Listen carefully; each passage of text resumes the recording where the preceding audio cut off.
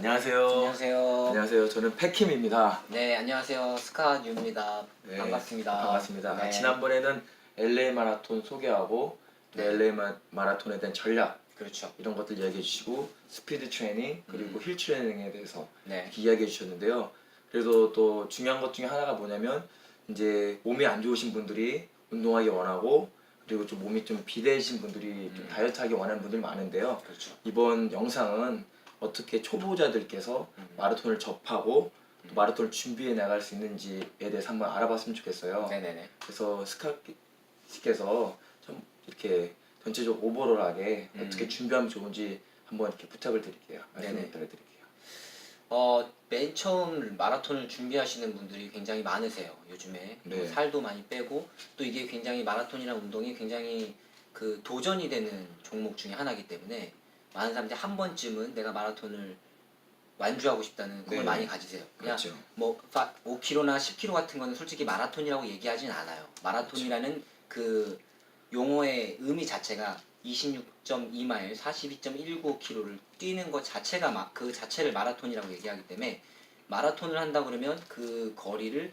뛰어내는 거를 얘기를 해요. 근데 다른 운동들을 만약에 많이 하신 분들이면 어느 정도 조깅에 대한 지식도 있고 뭐 준비 운동의 웜업에 대한 개념도 알고 그런 운동복에 대한 개념도 어느 정도 알고 계시지만 이런 거에 대한 지식이 없는 분들이 굉장히 많으세요. 그래서 그런 분들한테 좀 도움이 될 만한 얘기를 조금 하려고 하는데 네. 처음에는 걷기와 뛰기를 조금 반복하기를 저는 추천을 드려요. 아, 걷기와 그러면 뛰기를. 걷기하고 뛰기? 걷는 건 저희가 다 걷는 그렇죠. 거잖아요. 근데 걷기하고 뛰기를 반복하라. 그럼 걷기하고 뛰기의 궁극적인 차이는 뭐가 될까요? 궁극적인 차이는 걷는 거는 이제 두 발이 동시에 땅에 닿아 있는 거를 닿은 상태. 걷는 거라고 얘기를 하고 네. 이제 한 발이라도 공중에 떠 있고 두 발이 공중에 동시에 떠 있는 자세가 나왔을 때는 네. 그걸 우리가 러닝이라고 얘기하고 뛰는 거라고 얘기를 하죠. 아, 그렇게 되면 걷기하고 뛰기의 차이는 제가 생각하는 것은 점프 동작이 들어가야 되는 거예요. 그렇죠. 그렇죠. 몸이 공중에서 떠 있는 띄워지냐 안 띄워지냐의 띄워지냐. 차이예요. 점프가 들어가냐 안 들어가냐. 그렇죠. 그게 차이가 있네요. 그래서 걷기는 두 발이 붙어 있는 상태, 그렇죠. 뛰기는 점프 동작이 가해진 상태. 그렇죠. 그걸 말씀하신 거죠. 그렇죠.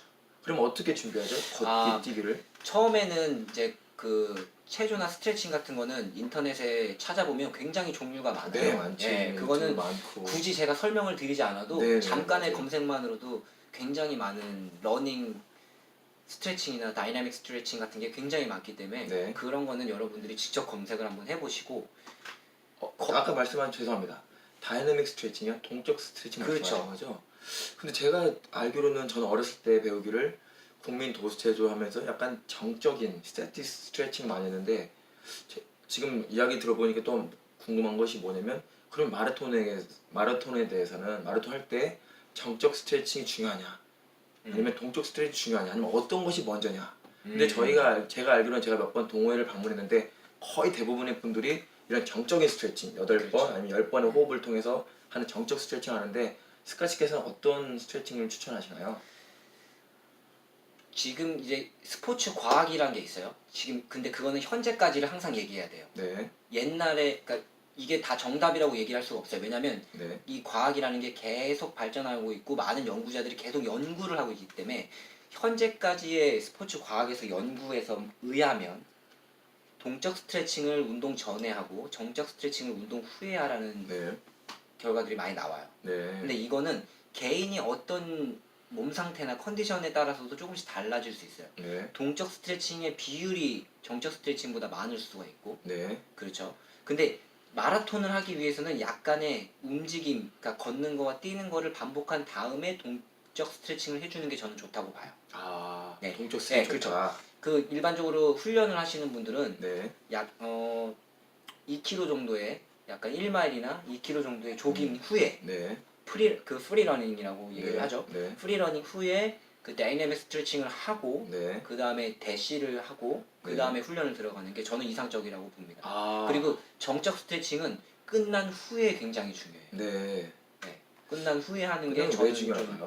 왜냐면 근육이 많이 피로해져 있고 아, 젖산이 많이 젖산이 많이 쌓였죠? 쌓였죠. 네. 젖산이 많이 쌓인 상태고 굉장히 근육이 필요한 상태예요. 네, 근데 그 근육들을 이완과 수축을 통해서 이 반복해주면 회복 속도가 굉장히 빨라집니다. 그래서 네, 이렇게 그렇죠. 크램프나 온 것도 그 그렇죠. 다음날 위해서 그렇죠. 정체 스트레치 통해서 네. 젖산이 분비되는 것을 막아주고 네. 그 다음날 회복이 빠르다고 그렇죠. 말씀하신 거죠? 이거를 뭐 의학적으로 뭐 젖산역치 이런 거를 뭐 다 설명드리면 오히려 어려워요. 근데 여러분들이 한번 경험을 해보시는 것도 괜찮을 것 같아요. 네. 훈련을 끝내자마자 정적 스트레칭을 했을 때와 네. 훈련을 끝내자마자 정적 스트레칭을 하지 않고 그냥 집에 들어갔을 때 네. 그 다음 날에 대한 차이를 한번 여러분들이 네. 직접 한번 느껴보시는 것도 네. 큰 경험이 될 것 같아요. 네, 알겠습니다. 다시 본론에 들어와서 이제 걷기하고 뛰기를 반복하는 말씀하셨는데 그러면 걷기 뭐 몇 분 걷고 몇 번 뛰고 뭐 이런 것을 좀 알려주셔야지 이제 우리 동호회분들이 하지 않을까요? 그렇죠. 걷는 거는 누구나 다 웬만큼 걸을 수 있어요. 그쵸. 이제 부상이 없고 완전히 어디가 부러지지 않는 한은 걷는 건 할 수 있어요. 좀 학교 갈 때도 그렇죠. 걷고 네. 어디 마켓 갈 때도 걷고 다 그렇죠. 걸으니까요. 저는. 그렇죠. 걷다가 내가 잠깐 뛸 수 있을 것 같아. 그러면 한번 뛰어보세요. 뛰면서 내가 심장이 조금씩 빨라지는 걸 느낄 거예요. 그럼 네. 다시 걸어요. 네. 또 그리고 그 거리가 50m도 괜찮고요. 네. 100m도 괜찮아요. 굳이 1마일까지 처음부터 그렇게 뛸 필요는 없다는 거죠. 네. 그런데 이게 반복되다 보면 어느 순간 내가 뛰는 거리가 조금씩 늘어나기 시작할 거예요. 네. 근데 그게 한 번에 많이 늘어나면 음. 금방 사람들이 포기하고 그거 또 지칠 수도 있으니까. 금방 지치고 그다음에 네. 근육도 굉장히 통증이 많이 오고. 네. 그러니까 어떤 사람들은 이렇게 얘기를 해요. 총 42주간의 훈련을 하라는 얘기를 많이 하는데 네.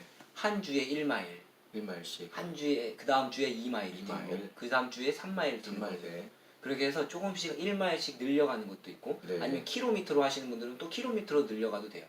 그렇게 해도 아. 마일로 하게 되면 26주가 걸릴 거고 음. 킬로미터로 계산하시는 분들은 42주 정도가 걸리겠죠. 네. 그렇게 해서 점차적으로 늘려가시는 게 내가 이 마라톤이라는 운동을 더 오랫동안 잘 건강하게 지속하려면 네. 시작은 이렇게 하시는 게 좋아요. 네. 근데 사람들이 빨리 하고 싶거든요. 그쵸. 빨리 욕심이 뭔가를 있거든요. 성취하기 원하잖아요. 네, 그래서 굉장히 처음부터 막 5km 같은 거를 무리하게 네. 달리셔서 그 부상이 마라톤을 할 때까지도 계속 이어지는. 네. 그래서 오히려 동기부여가 좀 다소 떨어지는 네. 경우도 굉장히 많이 봤어요. 네. 그래서 아예 운동에 대한 지식이 없거나 네. 운동하신 경험이 없다면 네. 걷기와 뛰는 거를 자연스럽게 늘려가는 전략이 네. 좀 필요할 것 같아요. 어느 정도 해야 되죠, 그러면요? 뭐 본인들 따라 다른가요? 그렇죠. 사람마다? 개인에 따라 개인의 이제 가지고 있는 능력에 따라 다르지만 네. 하루에 1마일 정도로 시작하는 것도 괜찮을 것 같아요. 그럼 거리를 많이 말씀하셨네요. 그렇죠. 뭐 몇 분을 걷고 뛰고가 문제가 그렇죠. 아니고 뭐 100야드를 걷고 100야드를 뛰고 그렇죠. 100야드를 걷고 그냥 그렇죠. 뛰고 이런 식으로 하는 그런 거죠. 것도 괜찮고 아니면은 그게 약간 부담스러우면은 오늘 한 5분만 해볼까? 그리고 5분 내일은 한 10분만 해볼까? 10분만. 이런 식으로 해서 점차 늘려가는 것도 좋아요. 그렇게 되면 남녀노소 다 할 수 그렇죠. 있겠네요. 그렇죠. 어르신들도 할 수 있고 어린아이들도 할 수 있고. 맞습니다. 그럴 수 있겠네요. 그러면 이제 걷고 뛰고를 반복하는 순간이 됐을 경우에 어느 정도 되면 이제 러닝에 대한 뛰는 것에 대한 자신감이 생기잖아요. 그렇죠. 그럼 처음 이렇게 자신감이 생겼을 경우에 처음 이렇게 어떤 레이스를 어떤 것부터 도전하면 좋을까요? 저는 5K 그러니까 5km부터 하는 게 가장 좋다고 봐요. 네. 그 5km를 일단 완주할 수 있는 능력이 그 완주하는 있냐, 것은 걷고 그쵸. 뛰고가 아니고 한 번에. 한 번에 쉬지 않고 뛸 수 있는 걷고 능력이 있냐 뛰냐, 없냐를 없냐. 보는 거죠. 아, 네, 그래서 처음에는 5km부터 시작하고 그 다음에 이제 10km, 그 다음에 이제 하프, 그 다음에 이제 풀까지 이렇게 순서대로 가는 게 굉장히 좋아요. 네. 한 번에 갑자기 하프를 뛰고 이렇게 되면 그 몸에 상당히 무리가 올 수도 있고 네. 그 되게 운동 포기하는 습관이 또 빠르게 올 수가 있어요. 네. 그래서 점차적으로 늘려나가는 게 저는 좋다고 생각해요. 이게 네. 어디에 근거하냐면 그 뇌과학에서 말하는 이제 우리의 뇌는 쉬는 거를 좋아하지 이렇게 스트레스 받는 걸 좋아하지 않아요. 그렇죠. 그래서 아무래도. 이 뇌가 우리가 갑자기 심하게 운동하면 네. 뇌는 너 그만해라고 얘기하고 네. 자꾸 포기하게 만들어요. 네. 그래서 이 뇌를 갖다가 우리가 속이는 거예요. 네. 운동한 거야 만 거야 할 정도로 해서 천천히 늘려갔을 때 네. 뇌가 인식하지 못할 정도에 그래서 결국에는 나중에는 굉장히 많이 뛰어도 이 뇌가 실증을 내지 않는 거죠. 화를 내지 않는 거예요. 그래서 뇌를 속이는 전략으로 점차 조금씩 늘려가는 게 그 러닝을 할 때 스트레스도 덜 받고 네. 운동을 좀 더 즐겁게 할 수 있는 시작할 네. 수 있는 이제 원동력이 되죠. 네, 맞네요. 그러면 네. 이제 부상도 많이 줄일 수 있겠네요. 그렇죠. 부상이 그렇죠. 확실히 줄죠. 말씀하신 것 중에 뇌를 속여라. 네, 이게 가장 그렇죠. 중요하네요. 그래서 많이 뛰었음에도 불구하고 나중에 어느 정도 뛸 수 있는 러너가 되었음에도 불구하고 뇌를 속였기 때문에 10마일 뛰어도 그렇죠. 운동을 별로 안 했네. 그렇죠. 그런 느낌이 들 수 있을 그렇죠. 정도로. 맞습니다. 그럼 26마일 뛰어도 그렇게 많이 분해안 되네. 아 근데 나도 26마일 되나요? 26마일 정도 되면 좀 힘들긴 힘들죠. 힘든 것 같아요. 근데 요즘에 보니까 100마일 뛰고 50마일 뛰는데 그분들은 뭐 네. 뇌를 많이 속였겠네요. 엄청 속이는 거죠. 아니면 뇌보다 더 강한 정신력인가요? 정신력이 있는 것 같기도 하고. 그렇군요. 또뭐 여러 가지 요소들이 또 잘 받쳐줘야 되죠. 네. 그래서 초보들이 해야 될 것은 이제 뇌를 속인. 네, 뇌를 속여서 점차 티나지 않을 정도 늘려가는 거. 네. 그리고 나서 이제 바른 자세도 중요하잖아요. 바른 자세 정말 중요하죠. 바른 자세로 뛰는 게 중요하잖아요. 뭐 억지로 이렇게 뛰는 거, 힘으로 뛰지 마라, 어깨 힘을 빼라, 팔은 어떻게 올려라, 엉덩이 집어넣어라, 다리는 올려라, 여러 가지가 있잖아요. 맞습니다. 근데 초보 러너에게 가장 추천드리고 싶은 자세가 뭐가 있을까요?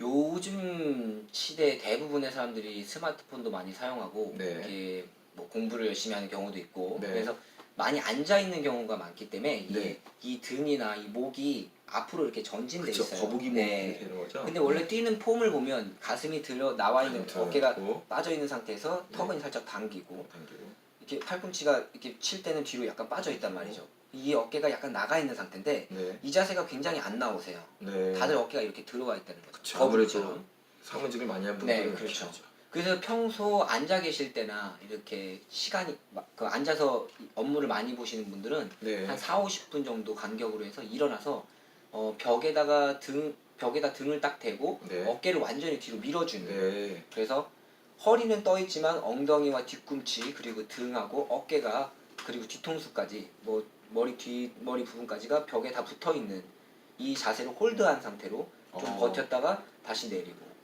다시 버텨주고 내리는 동작을 평소에 하셔야 돼요. 그래야 이 몸의 정렬 상태가 바르게 정렬돼 있어요. 그래서 이 중심이 양 옆으로 앞 뒤로 흔들리지 않게 항상 자세를 꼿꼿하게 잡아주는 거죠. 그럼 척추가 S자 모양으로 제대로 잘 서 있어요. 네. 이 바른 자세에서 바른 러닝이 나온다고 저는 보기 때문에 네. 이런 것들을 항상 우리가 어깨를 약간 뒤로 보낼 필요가 있어요. 가끔씩. 네. 너무 앞으로 나와 있지 않게. 네. 네, 그게 가장 처음에는 중요한 것 같아요. 네. 자세가 중요하다. 그렇죠. 이야기 잠깐 들어보니까 이렇게 어깨를 펴고 허리를 집어넣은 상태에서 엉덩이하고 뒤꿈치가 다 약간 모델들 그렇죠. 모습이네요. 네, 모델들 아니면 그렇죠. 미스코리아 이렇게 맞습니다. 미인대에서 나오는 그런 사람들의 걷기 모습을 좀 이제 생각하게 네, 되는데요. 맞습니다. 그 자세가 정말 중요하군요. 그렇죠? 맞습니다. 그러면 또 이런 러너들 중에서도 또 궁금한 게 뭐냐라고 했을 때 어떤 분들은 뒤꿈치로 착지해야 된다. 어떤 분들은 중간을 착지된다. 네네. 또 요즘은 앞꿈치가 대세다. 네. 이런 것도 있고 먼저 착지에 대해서 한번 이야기해 주실 수 있으시나요? 착지. 요즘에 원래 앞착지가 언급이 된 것은 벌써 한 10년 전부터예요. 왜냐면 그렇죠. 베어풋이 나오기 시작하면서 케냐 네. 선수들, 동아프리카 선수들이 네. 본격적으로 그들을 분석하기 시작했을 때 그들이 한 게 앞꿈치 착지였어요. 네. 근데 그 앞꿈치 착지가 좋다고 해서 처음에 시작하시는 분들이 앞꿈치 착지로 바로 바꾼다. 그렇게 되면 엄청 큰 부상이 온다는 거죠. 왜냐하면 동아프리카 선수들 같은 경우는 어린 시절부터 맨발로 산자락을 뛰어다니던 친구들이에요. 그렇기 때문에 힘을 효율적으로 쓰려고 몸이 적응을 했죠. 그러다 보니까 발바닥에서도 바깥쪽 부분이 먼저 착지를 하고 그 다음에 충격을 최소한 덜 받게 뛰어야 했어요. 그래서 근데 맨 뒤꿈치로 먼저 닿게 되면 그 충격이 굉장히 강하거든요. 무릎이 펴진 상태에서. 네네, 그렇죠. 네. 그렇기 때문에 이 무릎이 약간 구부러진 상태에서 그 앞꿈치 바깥쪽, 새끼발가락 쪽으로 먼저 착지를 했을 때 그 힘이 분산이 되면서 충격이 안 와요. 그 동아프리카 선수는 어렸을 때부터 그 근육들이 발달했고 장심이라는 근육이 있어요. 그 장심이라는 근육과 이 발의 다리의 바깥쪽에 있는 근육들이 발달을 했기 때문에 그 친구들은 가능하지만 그거를 갖다가 우리는 평소에도 신발을 신고 다녔고 그냥 걸어 다니기만 했고 뛰지도 않고 뛰지도 잘 않고 그랬기 때문에 갑자기 그게 좋다고 해서 그걸 따라하는 거는 옳은 방법은 아니에요.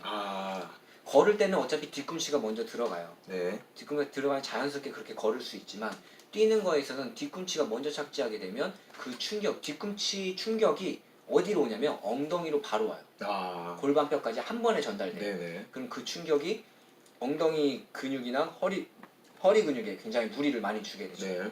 엉덩이 허리 근육이 빨리 지친다는 것은 그만큼 허벅지에 빠르게 무리를 준다는 거고 네. 허벅지에 쥐가 나는 경우나 다리 종아리에 쥐가 나는 경우는 거의 대부분 뒤꿈치 착지를 많이 해서 엉덩이와 허리 근육이 약해진 상태에서 더 이상 감당할 수 없는 힘들이 허벅지와 종아리에 종아리로 왔다. 몰리는 거예요. 그래서 결국 엉덩이 허리 밑으로 있는 근육들이 결국 다 지치게 되는 거죠. 아, 그렇군요. 네. 그러면 초보자들은 앞꿈치 착지를 해야 되는데 그게 준비가 안 되었기 때문에 그렇죠. 어쩔 수 없이 뒤꿈치로 착지로 가게 되고, 그러면 앞꿈치나 미드풋, 중앙 착지를 할 수 있는 운동이 더 필요하겠네요. 그렇죠. 그냥 뛰면 되지 않겠네요. 그렇죠. 그죠? 그래서 항상 어떤 분야를 막론하고 우리가 뭔가를 잘하고 싶고 변화를 시키고 싶을 때는 네. 약간 의식적인 훈련이 필요해요. 네. 의식적인 연습이 뭐냐면 의식적인 노력이 필요한데 그냥 똑같이 남들 보고 따라하는 노력이 아니고요. 네. 본인의 몸이 가지고 있는, 그리고 내가 가지고 있는 능력을 먼저 아는 것이 가장 중요하고 네. 내가 뭔가를 바꾸기 위해서는 그거에 대해서 생각을 하고 알아보면서 연습을 하셔야 된다는 네. 거죠. 근데 초보 러너들이 대부분 힐로 먼저 착지를 하시는데 그냥 저는 단순하게 얘기하고 싶은 게 그냥 맨 처음에 발이 땅에 닿을 때 뒤꿈치만 안 닿게, 아. 네, 무릎이 완전히 펴진 상태에서 뒤꿈치만 닿지 않게 뛰어라. 앞꿈치 착지 굳이 할 필요 없다 라고 얘기를 해요. 그러니까 뒤꿈치가 먼저 발이 완전히 이렇게 세워져 있는 상태에서, 이게 발이라고 봤어요. 이게 발가락이 있고 네. 여기가 뒤꿈치라고 했을 때 여기 발등이죠.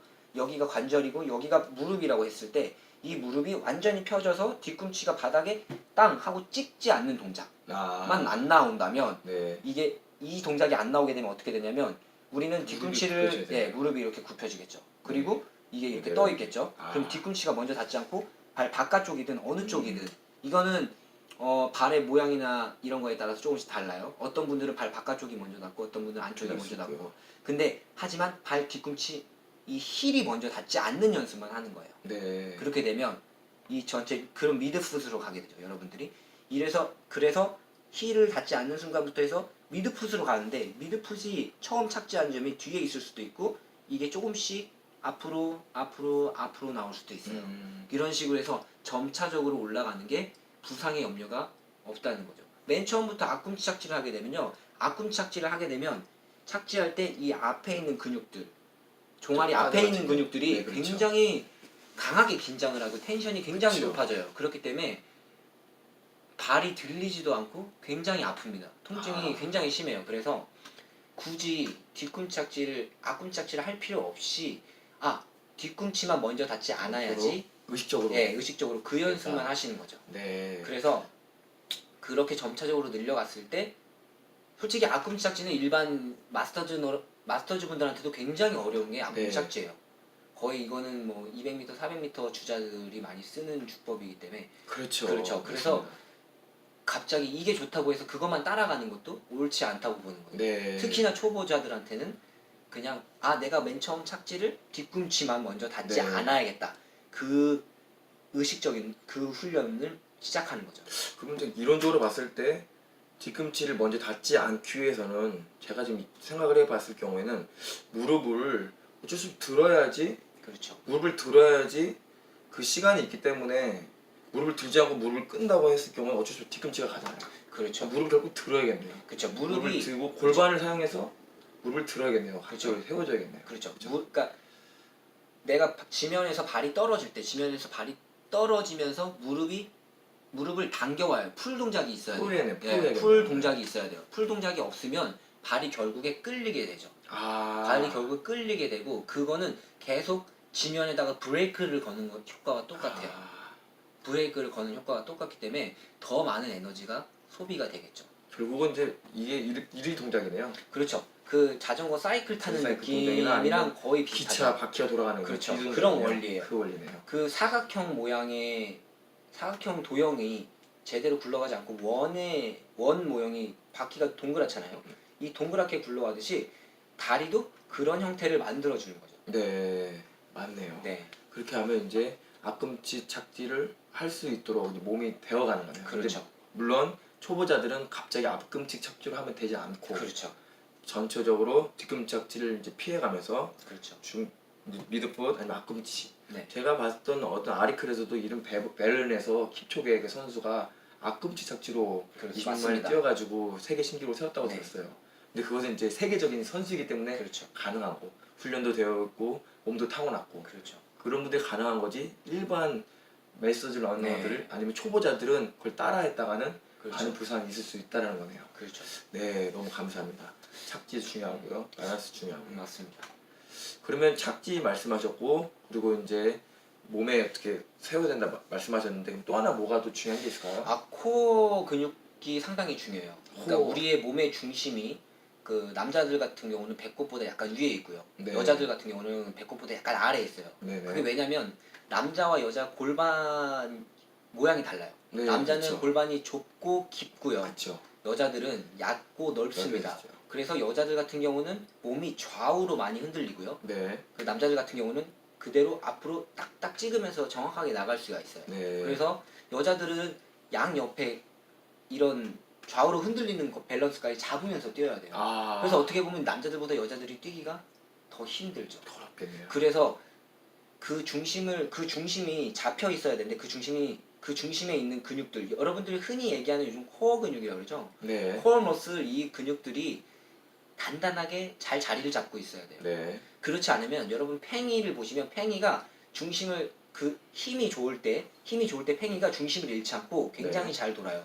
하지만 그 힘이 떨어질 때는 팽이는 좌우로 심하게 흔들리게 되죠. 흔들리면서 맞죠. 결국 쓰러지게 그렇죠. 됩니다. 그렇죠. 그 가운데 중심에 있는 그 축이 우리 몸에 있는 축이고 그 축을 감싸고 있는 근육들이 여러분들이 많이들 얘기하는 코어 근육이에요. 아.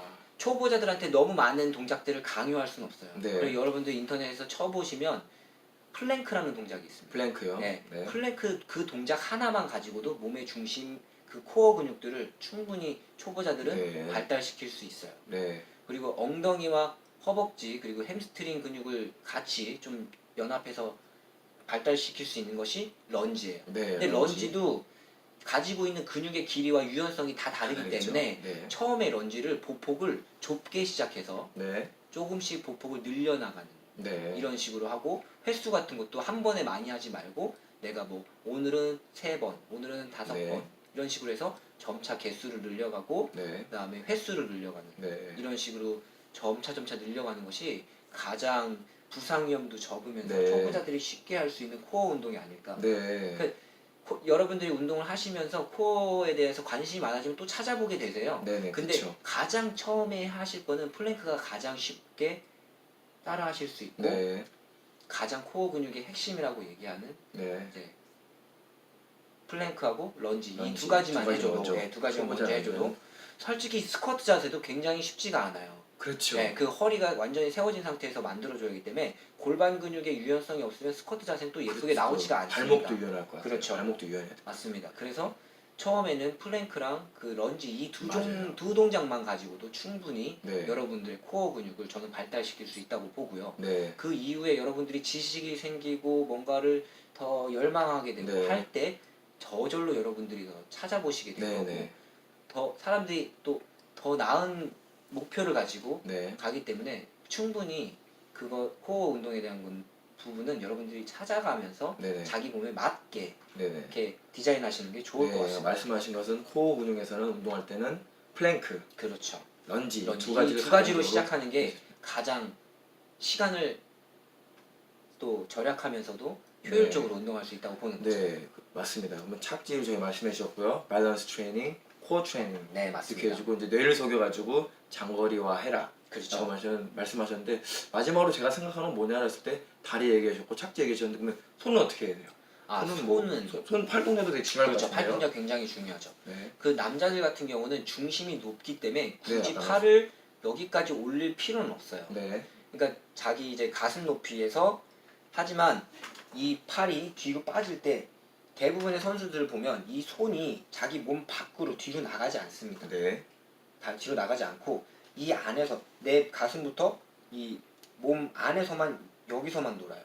그렇죠. 팔이 네, 넘어가면 팔이 이게 넘으면 안 되죠. 에너지비가 클 것 같아요. 그렇죠. 이렇게 하면요. 제가 이렇게 약간 정면에서 보여드리면 네. 지금 이 상태에서는 네. 이 손이 바깥으로 나간다는 거는 중심이 내 몸의 중심이 바깥으로 나간다는 거예요. 그렇죠. 그러면 중심을 이 힘이 더 크게 쓰고 있다는 거죠. 그렇죠. 그래서 에너지 소비가 더 많죠. 많다는 거죠. 맞죠. 그래서 이 힘을 가지고 내가 몸 안으로 가져와서 이 중심에서 잡아주는 거예요. 그래서 네.